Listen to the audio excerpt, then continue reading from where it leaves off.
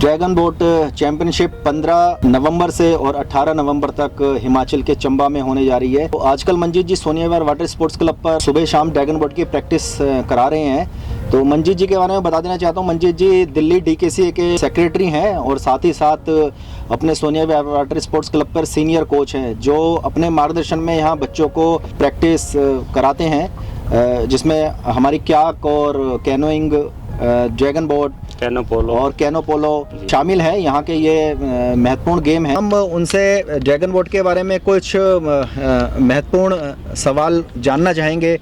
Sir, dragon boat एक team event है जिसके अंदर 10+2 क्रूज बैठते हैं और 20+2 भी होते हैं। ये 2 टाइप की बोट्स हैं और ये जो बोट है ये बेसिकली चाइना से मानी जाती है।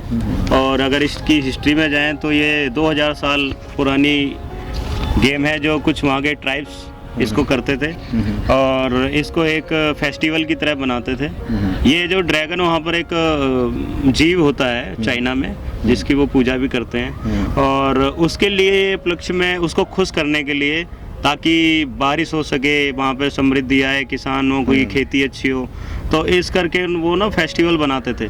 तो वो पानी के अंदर इस फेस्टिवल को लेकर चलते थे कि पानी के अंदर ड्रैगन बोट की पहले रेस होती थी। रेस ट्राइब्स, जो कुछ ट्राइब्स होते थे वो बोट बनाकर, हाथ से लकड़ियों की बोट बनाकर उसके अंदर 10 क्रूज जो है वो पैडलिंग करते हैं। एक आगे ड्रम बजाता है और पीछे एक टिलर होता है जो उसको मूवमेंट देता है। तो वो उसके अंदर करते हैं। तो ये धीरे धीरे इसके अंदर काफ़ी चेंजेस आए, इसके रूल्स बने, फिर कैसे इस चीज़ को हम मॉडिफाई करा।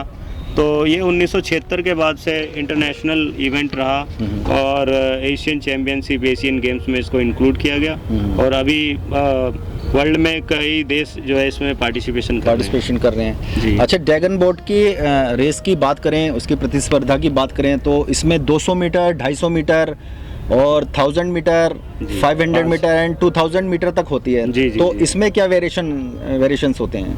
सर, जो ये डिस्टेंस है, डिस्टेंस में क्या होता है कि जैसे जैसे डिस्टेंस क्लोज होता जाता है वैसे वैसे जो मूवमेंट है, बॉडी की मूवमेंट है और उस बोट की जो स्प्रिंट है या तेज गति है, वो गति में भी चेंजमेंट आता है। तो जो डिस्टेंस है उसके अकॉर्डिंग हम प्लेयर्स को तैयार करते हैं। जो शॉर्ट डिस्टेंस हैं, तो जो हमारे स्प्रिंटर हैं, जो अच्छी उनकी बॉडी के अंदर काफ़ी फास्ट और वो कर सकते हैं, पैडलिंग कर सकते हैं, तो उन बच्चों को हम जो है 200 मीटर के लिए रेडी करते हैं। फिर 500 जो मीडियम वो होते हैं और उसके बाद जो 2 किलोमीटर वो लॉन्ग रेस है, जिसके अंदर हमें एंड्योरेंस भी चाहिए, स्ट्रेंथ भी चाहिए, पावर भी चाहिए। तो इसमें जो हम अगर चेंज देखें तो प्लेयर्स को हम रेडी करते हैं, अगर साइंटिफिक रूप से देखा जाए तो वो हम उसके मसल्स के अकॉर्डिंग करते हैं कि मसल वाइट है या रेड है। अगर वाइट मसल होगी तो प्लेयर जो है स्प्रिंट के लिए तैयार करेंगे और अगर रेड मसल होगी तो उसके लिए हम एंड्योरेंस के लिए, ताकि जो लॉन्ग रेस है उसमें थके ना। तो इसको बायोप्सी टेस्ट बोलते हैं। तो अधिकतर देशों के अंदर और जो साई एकेडमी है भारत में, वो इन चीज़ों को कराती है, प्लेयर्स को पहले चेक करती है वो किस चीज़ के लिए बने हैं, फिर उसके ऊपर हम वर्क करते हैं। जी।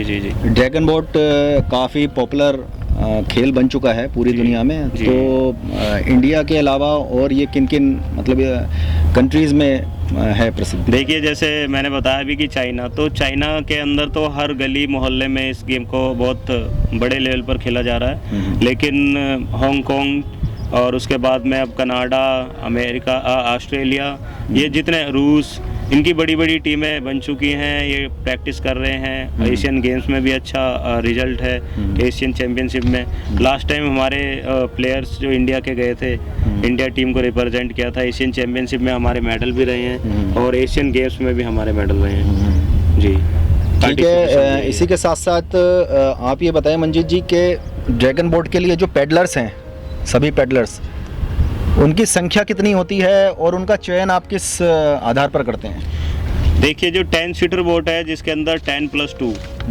जो 10 सीटर में 5 हमें राइट पैडलर चाहिए जो वन साइड की ब्लेड से वो राइट या लेफ्ट में पैडलिंग करते हैं। उसके बाद हमें राइट और लेफ्ट में 5-5-10 क्रूज चाहिए।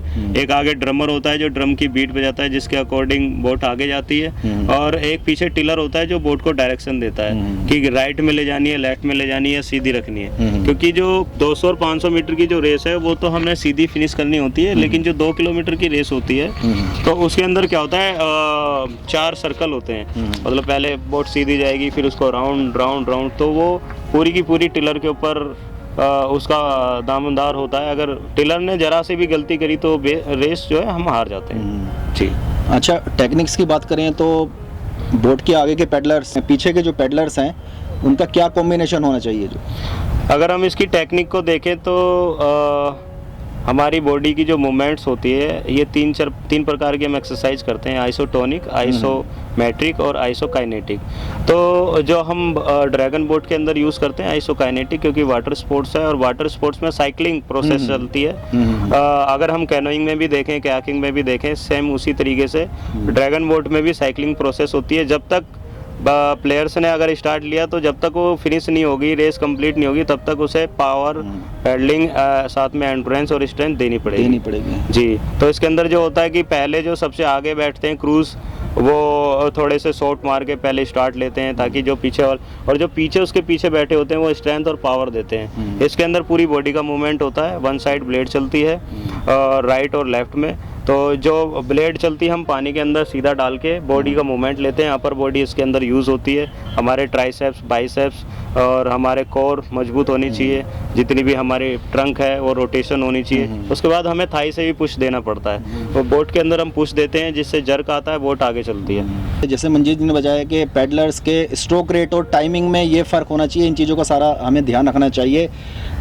तो आप ये बताएं कि इसमें ड्रमर की महत्वपूर्ण भूमिका होती है। जी जी जी जी। तो उसका क्या मतलब, लय वो पैडलर के साथ बना के चलता है या पैडलर से ड्रम की लेके उसकी बीट के साथ बना के चलता है? वो मैं आपको बताना चाहूँगा सर कि जो ड्रमर है, ये ड्रमर खाली ऐसे नहीं है कि हमने ड्रमर बैठाया है वो इसलिए कि वो जोश देगा या बाहर वाले लोगों को उनको वो उसके लिए।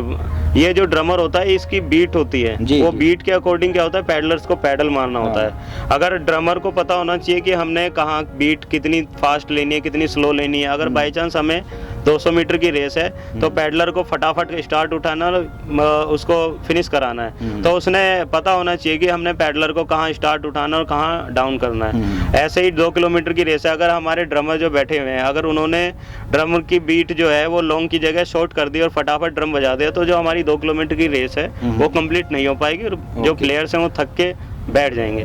तो ड्रमर पे काफ़ी इसका जो है दामोदार होता है। वो ड्रमर जो है पूरा ये समझिए कि आप वो ही बोट को एक तरीके से कैप्टन होता है बोट का, जो कि उनको डायरेक्शन इन द सेंस कि कैसे कहाँ पे उठानी है बोट को, तो बीट बजाएगा, उसी अकॉर्डिंग वो पैडलिंग करते हैं। Okay, on the other hand we are talking about controller जी। तो कंट्रोलर की क्या इम्पोर्टेंस होती है पूरी मतलब बोट की कंट्रोलिंग करने में और पैडलर्स के साथ? Sir it's a very important because without controller and tiller we are not able to how to pull and how to direct. Direction हम नहीं दे पाएंगे। अगर हमें डायरेक्शन देनी है बोट को तो उसके लिए हमें पीछे एक टिलर बैठाना पड़ता है। It means direction should be must peddlers and controller. अगर उसके अंदर डायरेक्शन उसने राइट की जगह लेफ्ट दे दी या लेफ्ट की जगह राइट दे दी और वो कंट्रोल नहीं कर पा रहा है, क्योंकि क्या होता है कि जो बॉडी पैडलिंग जो पैडलिंग करते हैं वो उनकी बॉडी के अकॉर्डिंग होती है। कई बार राइट में ज़्यादा पावर होती है, लेफ्ट में कम पावर होती है। अगर वो समान पावर नहीं हुई तो जो कंट्रोलर है वो कंट्रोल नहीं कर पाएगा बोट को और वो राइट में या लेफ्ट में मूवमेंट हो जाएगी बोट। तो उस चीज़ को सही करने के लिए वो डायरेक्शन देने के लिए टिलर की बहुत महत्वपूर्ण भूमिका होती है। अच्छा, ड्रैगन बोट रेस शुरू करने से पहले जितने भी पैडलर्स हैं, पूरी टीम यूँ कहें कि उनकी क्या मतलब स्ट्रेटेजी बनाते हैं, क्या रणनीति बनाते हैं कि वो एक रेस में जो है अपना उत्तम परफॉर्मेंस, अपनी एक हाई परफॉर्मेंस दे सकें? इसके अंदर हम पहले इनको बच्चों को बाहर की एक्सरसाइज कराते हैं, टेक्निक कराते हैं। जो वार्म अप होता है, पहले नॉर्मल वार्म अप होता है, उसके बाद स्पेसिफिक वार्म अप होता है ड्रैगन बोट से पहले। How to pull, how to push, और पैडल की क्या पोजीशन होनी चाहिए, what the position of paddle, and उसकी फ्लेक्सिबिलिटी बच्चे की कितनी होनी चाहिए, कैसे उसको बॉडी को मूवमेंट करना है, ट्रंक कितनी रोटेट होनी है, वो हम पहले बच्चों को कराते हैं। स्ट्रेंथ एक्सरसाइज कराते हैं, एंडोरेंस कराते हैं, लॉन्ग रनिंग कराते हैं और शॉर्ट स्प्रिंट कराते हैं। वो डे वाइज चेंज होता रहता है। हमने जिम करानी है, जिम के अंदर जो अपर बॉडी है और लोअर बॉडी है दोनों को सामान लेके चलना है, क्योंकि थाई का भी काफ़ी यूज़ है। तो ये नहीं है कि खाली हमने अपर बॉडी की एक्सरसाइज कर ली तो चल जाएगा, ऐसा कुछ नहीं है। हमने थाई की भी उतनी एक्सरसाइज करनी है जितनी अपने अपर बॉडी की करनी है। ओके, वेरी इंपॉर्टेंट है ये। और बैलेंस की बात करें पूरी ड्रैगन बोट का, कुछ लोग सोचते हैं कि ड्रैगन बोट आम बोट की तरह है जी, तो उनकी ये जो टेंडेंसी है कि हाँ भाई हम भी चला सकते हैं या ड्रैगन बोट चलाना एकदम सिंपल है, तो उसके बैलेंस की बात करें तो कितना ये बैलेंस डिफरेंट है नॉर्मल बोट से और ड्रैगन बोट का? देखिए, जैसे मैं आपको बता रहा हूँ कि ये नॉर्मल टूरिस्ट की बोट्स नहीं है, ये एक प्लेयर्स के अकॉर्डिंग बोट बनाई गई है, जिसके अंदर जो पैडलर्स हैं पावर लगाते हैं, स्ट्रेंथ लगाते हैं, प्लस इन प्लेयर्स को स्विमिंग भी आनी चाहिए। बिकॉज कई बार ये बोट हमने देखा है कैप्साइज हो जाती है, पलट जाती है, और अगर स्विमिंग नहीं आती तो प्लेयर्स डूब भी सकते हैं। तो ये एडवेंचरस तो है ही, लेकिन इसके अंदर हमें ये चीज़ें भी देखनी पड़ेंगी। और इंडिया के अंदर जो इंडियन कायाकिंग कैनोइंग एसोसिएशन पिछले 10 सालों से इसके ऊपर वर्क कर रहा है, और वर्क तो काफ़ी पहले से कर रहा है, लेकिन 10 सालों से इस चीज़ को लेके चल रहे हैं, 10-15 सालों से। और उन्होंने प्लेयर्स को बताया है, स्टेट्स को, एसोसिएशन को बताया कि सभी मस्ट है कि सभी जितने प्लेयर्स हैं वो जैकेट को पहन के चलेंगे, बिना जैकेट के कोई नहीं जाएगा, और प्लस सभी को स्विमिंग आनी चाहिए। बिना स्विमिंग कोई भी प्लेयर बोट के अंदर ना उतरे, क्योंकि ये उसकी जान को भी खतरा। स्विमिंग मस्ट है, स्विमिंग मस्ट है चलाने के लिए। और इसके अंदर आप देख ही रहे हैं कि प्लेयर्स को कितनी एक्सरसाइज करनी पड़ रही है, उसके अंदर कितनी पावर होनी चाहिए, स्ट्रेंथ होनी चाहिए, जब भी इस बोट को हम पुल कर पाएंगे और रेस में जीत पाएंगे। अच्छा, कॉल आउट क्या है और इसके लिए कैसे निर्देश देते हैं आप जो है? कॉल आउट के अंदर जो हम प्लेयर सेफ्टी के पर्पज से सभी प्लेयर्स को जैकेट पहननी चाहिए, और जैकेट वो होनी चाहिए कि जिसके अंदर जो पैडलर्स हैं उनकी मूवमेंट हो सके। हाँ, वो घूम सके, उनके प्लेयर्स के पैडल चल सकें, क्योंकि जैकेट्स के भी कई टाइप्स होते हैं। जो लाइफ जैकेट है इसके लिए उसका जो स्पेस है वो थोड़ा छोटा दिया गया है, इसकी स्ट्रैप्स थोड़ी बड़ी दी हैं ताकि हाथ मूवमेंट कर सके, अपर हैंड चल सके, लोअर हैंड चल सके। मतलब जैकेट का एक इम्पोर्टेंट रोल होता है। हाँ, बिल्कुल इम्पोर्टेंट रोल है। अगर हमने एक ऐसी जैकेट पहना दी जिसके अंदर बॉडी मूवमेंट नहीं हो रही है या पैडलर को दिक्कत आ रही है, तो वो मतलब रेस के अंदर उसको बच्चे को दिक्कत देगी, प्लेयर को दिक्कत देगी। ओके, अच्छा, दूसरी तरफ ये बताएं, ताल और गति दोनों को मेंटेन करने के लिए, उसको लयबद्ध करने के लिए क्या मतलब इंस्ट्रक्शन रहते हैं आपकी तरफ से? जो हम ताल, जो मतलब ड्रमर का जो बीट्स होती है, उस बीट्स को सुनकर हमने कैसे पैडल डालना है और कब निकालना है, वो हम प्लेयर को बताते हैं। प्लेयर को उसके अकॉर्डिंग डालना पड़ता है, बीट के अकॉर्डिंग वो पैडलिंग करते हैं। जैसे जैसे ड्रमर का वो तेज होती है, स्पीड तेज होती है, वैसे वैसे जो पैडलर्स होती हैं उनकी भी स्पीड बढ़ती है। और अगर उन्होंने लॉन्ग लिया है, पैडलर ने अगर लॉन्ग डीप बीट बजानी शुरू करी है, तो उसी अकॉर्डिंग जो पैडलर है उसको भी उसी अकॉर्डिंग पैडल मारना पड़ता है। ओके। ड्रैगन बोट की रेस शुरू करने से पहले क्या आप बोट की मेंटेनेंस और उसकी जांच वगैरह करते हैं? बिल्कुल। ये बोट है, इसके अंदर प्लग होते हैं, आगे पीछे प्लग होते हैं। इनके नीचे अगर बाई चांस छेद हो तो उसमें बोट में पानी भर जाता है, तो हम इस चीज़ को देखते हैं, प्लग को खोल के उसके अंदर पानी तो नहीं है। बाई चांस कैप्साइज हो जाए तो उसको कैसे हम सीधा कर सकते हैं पानी के अंदर, और उसको बोट को कैसे बाहर ला सकते हैं। तो इन सारी चीज़ों को हम पहले सिखाते हैं प्लेयर्स को कि बोट में अगर बाई चांस कभी ऐसा हो जाता तो हम बोट को कैसे सीधा करना है, कैसे साइड में लाना है, कैसे उसको साफ सफाई करनी है, मेंटेनेंस करनी है। कहीं से अगर बाई चांस कोई जहाँ बैठे हैं वो सीट क्रैक हो रही है तो उसमें हेडलाइट कैसे भरनी है, उसको कैसे जोड़ना है, ये सारी चीज़ें हम उसमें करते हैं। बहुत अच्छा। एक चलते चलते हम लास्ट क्वेश्चन मंजीत जी से पूछते हैं कि पैडलर सबसे इम्पोर्टेंट होते हैं, तो पैडलर की जो मतलब हाइट, वेट और एज, क्या उनमें भी इक्वलिटी होती है? जी। मैं आपको बता दूं कि ये जूनियर और senior category Indian kayaking canoeing association कराता है, जिसके अंदर जो जूनियर कैटेगरी है वो 18 साल तक होती है और जो सीनियर है वो 18 के बाद होती है।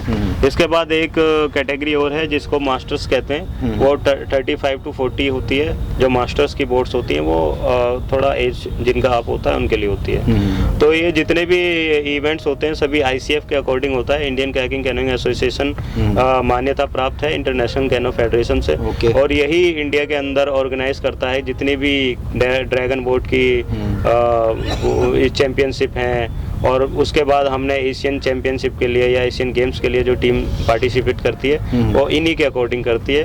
इन्हीं के रूल और रेगुलेशन से हम जितने भी स्टेट्स हैं वो वर्क करते हैं। ओके, हमने आज जाना कि ड्रैगन बोट में हमें क्या क्या सावधानियां और क्या क्या टेक्निक्स को अपनाना चाहिए। 9वीं ड्रैगन बोट चैंपियनशिप हमारे हिमाचल के चंबा में होने जा रही है, तो उसके लिए आप जो पैडलर्स को क्या कहना चाहेंगे?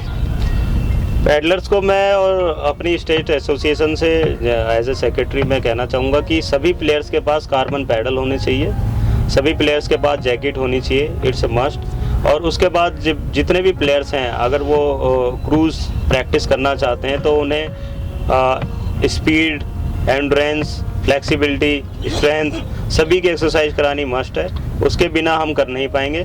उसके बाद एक्सरसाइज है, एक्सरसाइज के बाद हमने ड्रिल करानी है, पानी के अंदर बोट करानी है। उसकी अलग अलग मीटर के अकॉर्डिंग, अलग अलग दूरी के अकॉर्डिंग जो एक्सरसाइज है वो चेंज होती रहती हैं। उसके बाद हमने बच्चे को प्रॉपर डाइट देनी है, डाइट के बाद बच्चे को प्रॉपर रेस्ट करना है। तो वो कहा जाता है कि अगर हमने प्लेयर की 3 चीज़ें खास होती हैं, एक तो उसकी एक्सरसाइज प्रैक्टिस जो वो करता है, उसके बाद उसकी डाइट जो उसने लेनी है, उसके बाद आफ्टर डैट उसको स्लीप, उसको आराम लेना है। अगर उसने पूरा एक्सरसाइज के बाद एंड डाइट के बाद अगर आराम नहीं करा तो उसकी प्रैक्टिस बेकार है, वो कुछ नहीं कर पाएगा। तो आपने इतना बढ़िया चीज़ें, इतनी कुछ क्वेश्चन जो पूछे उसके लिए आपका बहुत बहुत धन्यवाद। Thank you so much. Thank you sir.